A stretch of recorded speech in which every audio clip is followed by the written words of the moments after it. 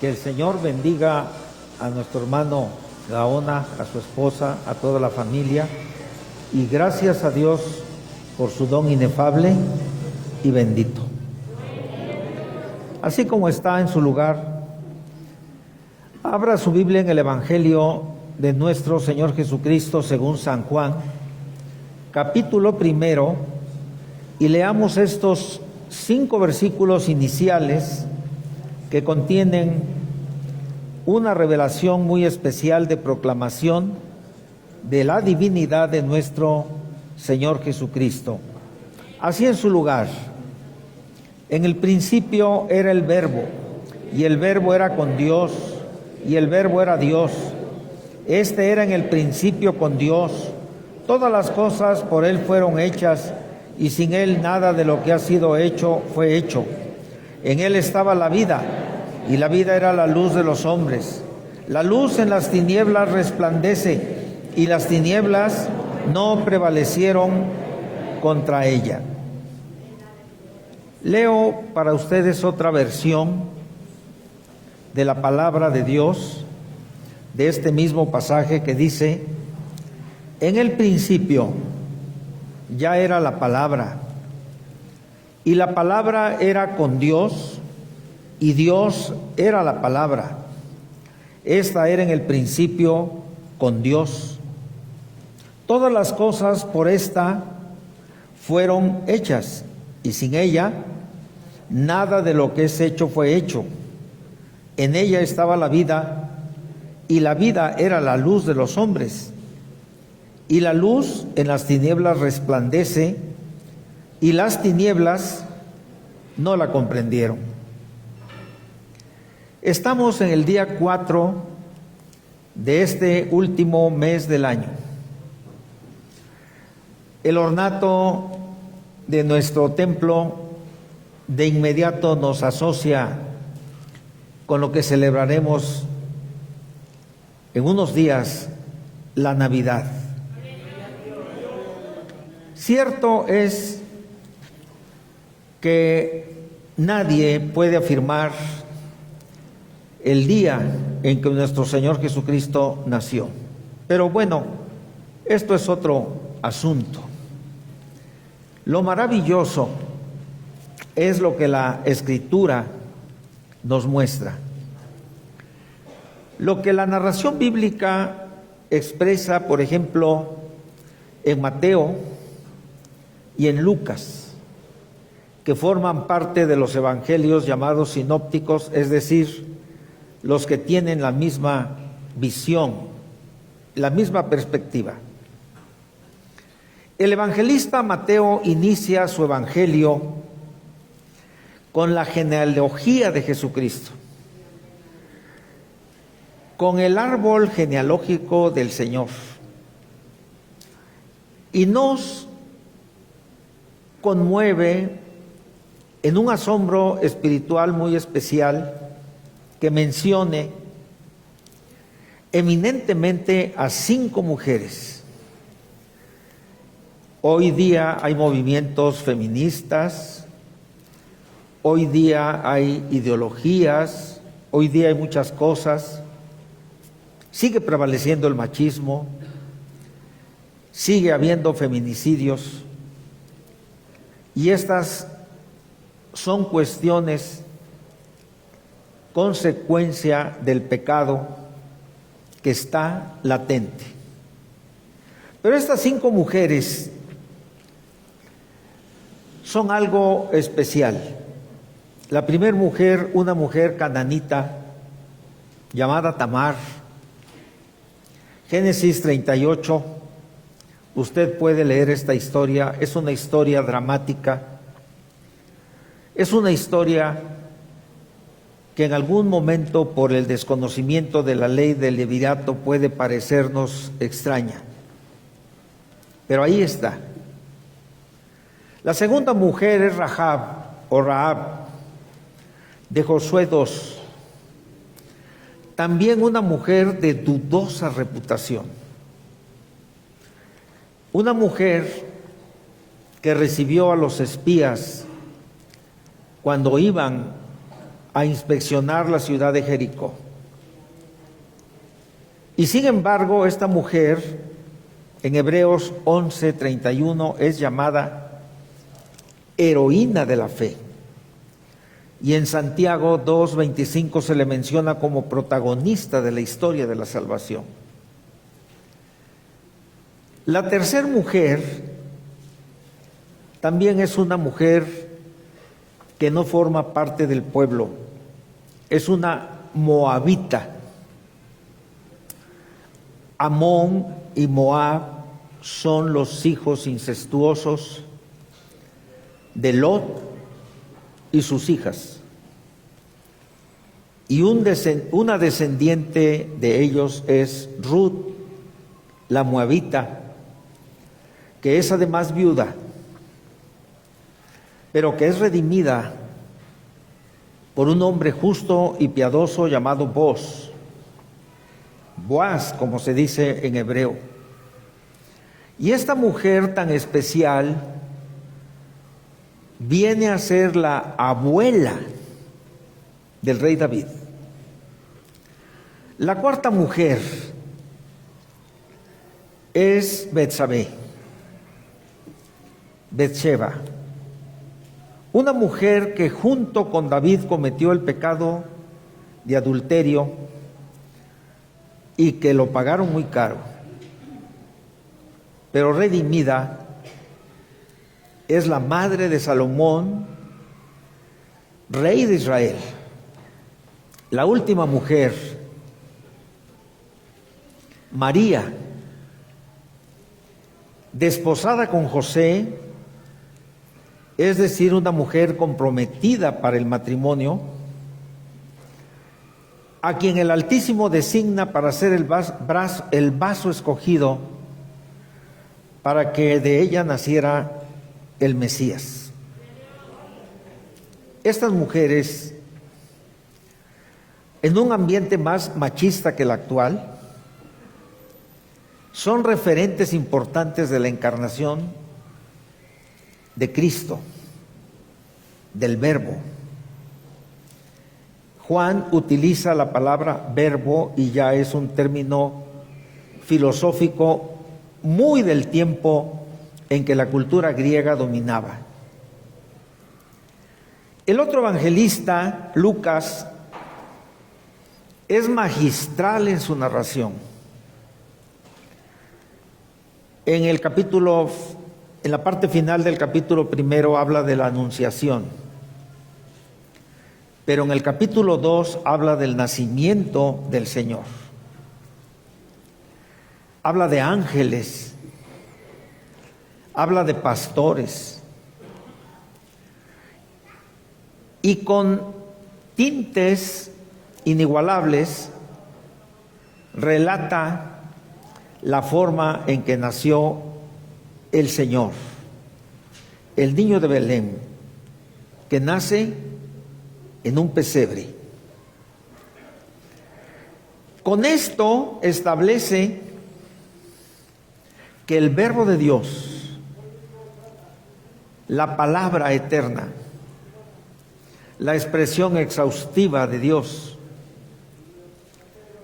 es distinto en naturaleza, en carácter y completamente en persona a un tirano que está en un palacio, Herodes. El Evangelio de Juan inicia proclamando así la divinidad de nuestro Señor Jesucristo. Lo dice de forma poética. El día de ayer estuvo con nosotros Alfredo Tepox, traductor de las Sagradas Escrituras, mexicano, amigo, hermano, y nos hablaba de la poesía de los salmos. Tan bella poesía. Pero no es menos lo que nos dice Juan. En el principio era el Verbo, y el Verbo era con Dios, y el Verbo era Dios.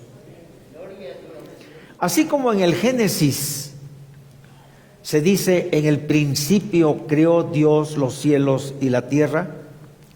Así Juan también menciona esto mismo. Es decir, antes de todo lo creado, antes de que existieran las galaxias, antes de que hubiera planetas, antes de que hubiera hombre, el Verbo de Dios ya existía. Nuestro Señor Jesucristo, siendo Dios, es eterno.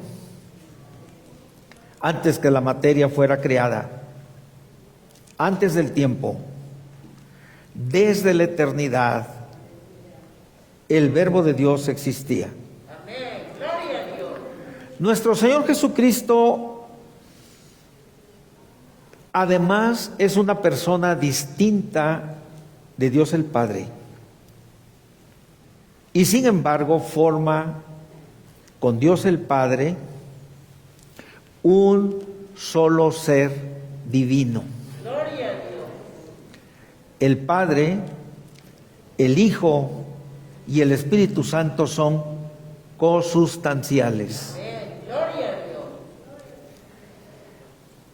El Padre y el Verbo están unidos de manera inefable. Aleluya. Es imposible descubrir esta relación, o mejor dicho, explicarla. Pero el vínculo que les une es el amor. Amén. Aleluya. Gloria a Dios. Donde quiera, en la eternidad y ahora, en la eternidad donde quiera que estuviera el Padre, ahí estaba el Hijo. Ahora, donde está el Padre, está el Hijo. Pero además esto, por la obra gloriosa del Espíritu Santo, el Padre, el Hijo y el Espíritu Santo están con nosotros.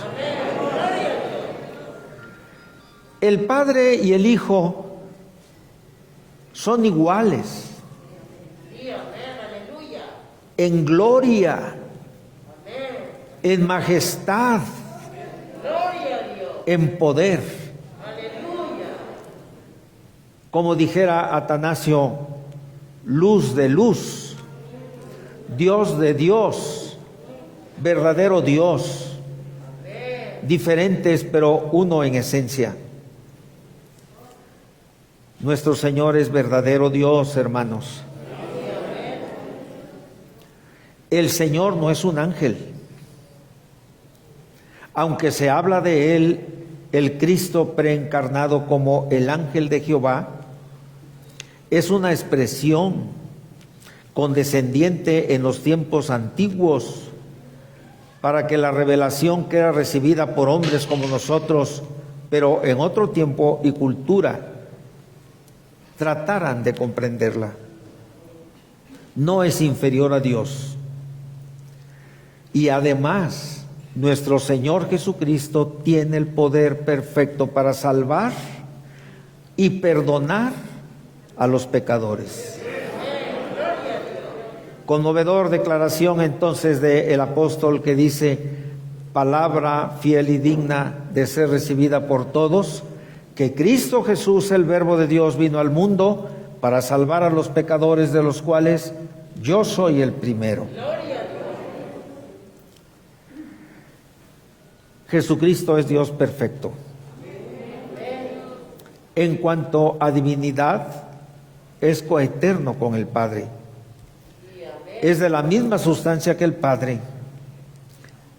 Antes que el mundo fuese, la expresión de Génesis: en el principio creó Dios los cielos y la tierra, igualmente es una expresión condescendiente, antropomórfica. No conocía el hombre del Génesis las galaxias, el Hubble. No sabía que se podía la mente y la visión humana infiltrar más allá de nuestra atmósfera. Por tanto, la expresión completa, en el principio creó Dios los cielos y la tierra. Pero el verbo era con Dios. El verbo era Dios. En esta relación, nuestro Señor Jesucristo es el creador de todas las cosas. Dicen los herejes, Dios los perdone, que Jesús, así lo dicen, ni agregan Señor, o mejor dicho, no anteponen Señor, ni tampoco, por ejemplo, dicen Jesús de Nazaret, sino simplemente dicen Jesús. Jesús puede ser cualquier persona, pero nuestro Señor Jesucristo no es una criatura, es el que hizo los cielos y la tierra. Otra expresión poética, el Salmo 148:5 dice, Él mandó y fueron hechos. Aleluya. El escritor a los Hebreos, igualmente en el capítulo 1, verso 2, dice que el Señor hizo el universo. El Señor constituyó todo lo creado, lo que vemos y lo que no vemos. Pero algo maravilloso, cautivador, es que nuestro Señor Jesucristo es la fuente de la vida y es el autor de la luz espiritual. Conforme al texto, en Él estaba la vida y la vida era la luz de los hombres. La luz en las tinieblas resplandece. Toda la vida y la luz espiritual que Adán y Eva poseían antes de la caída emanaba de una manera pródiga, poderosa, del Hijo de Dios, nuestro Señor Jesucristo. Esa luz ha estado resplandeciendo en todas las edades. Después de la caída, esa luz ha estado alumbrando. El pueblo que estaba en tinieblas vio gran luz. Luz le resplandeció. Pero los hombres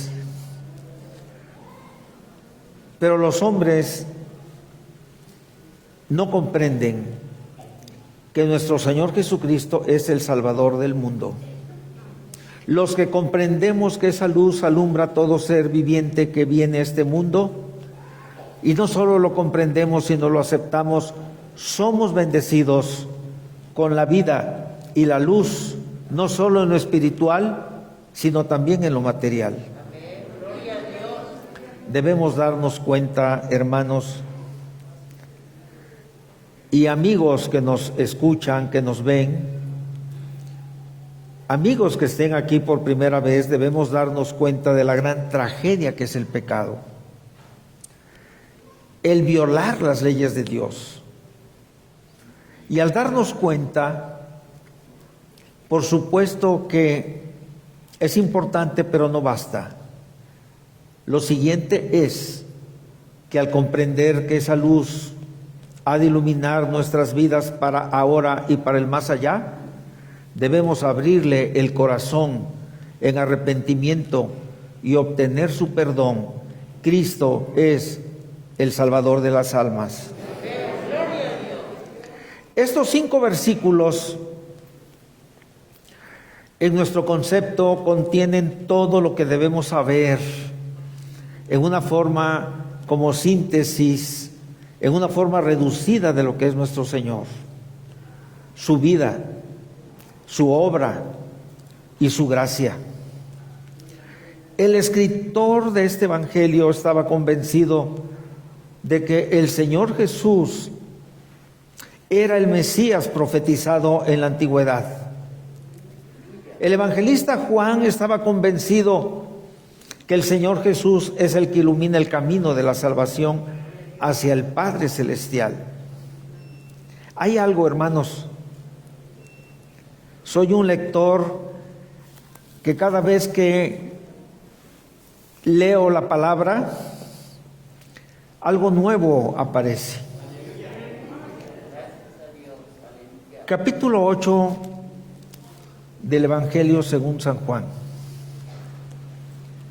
Hay una narración estremecedora que tiene que ver precisamente con algunos de los aspectos que hemos señalado en este momento. Una mujer,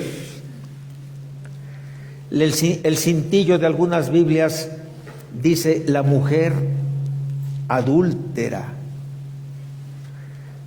¿Conoce usted esa narración? Una pobre mujer que va semidesnuda y la llevan diciendo: Maestro, esta mujer ha sido sorprendida en el acto mismo de adulterio. Y en la ley nos mandó Moisés apedrear a tales mujeres.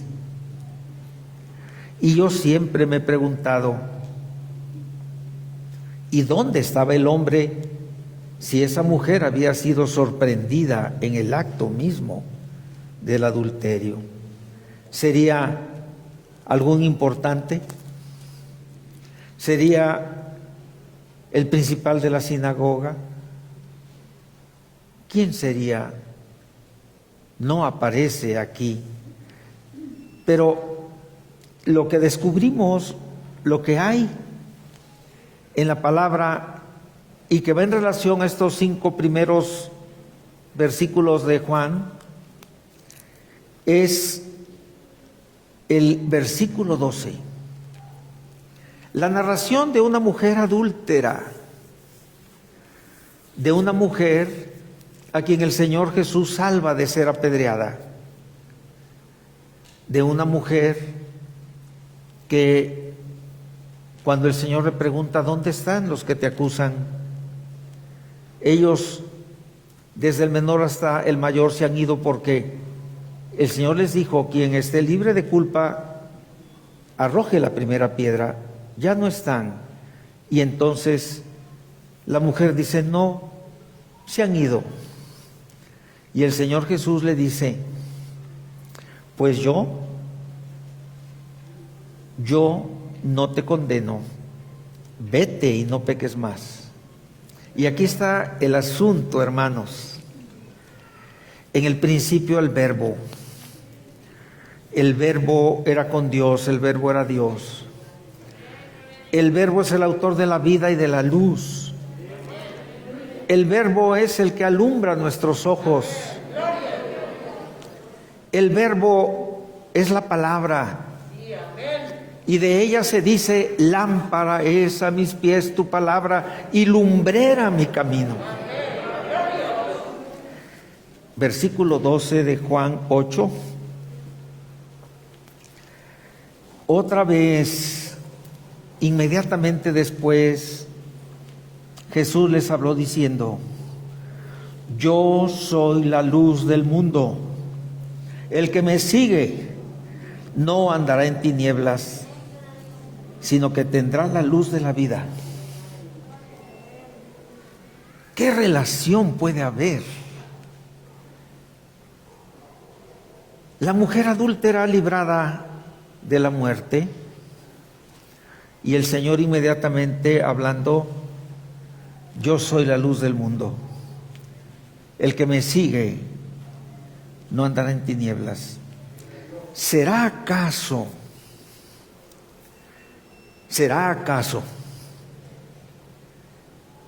que la crítica, que la censura de aquellos que no pueden justificar los errores o el pecado? ¿Será acaso que la censura, el señalamiento de los que no pueden